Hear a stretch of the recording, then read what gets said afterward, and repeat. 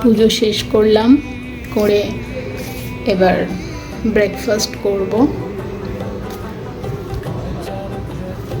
তো ব্রেকফাস্টে আছে ডিম সিদ্ধ আর ওই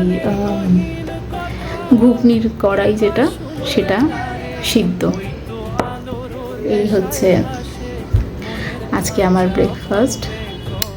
তোমরা কে কি খাচ্ছ আমাকে জানাও।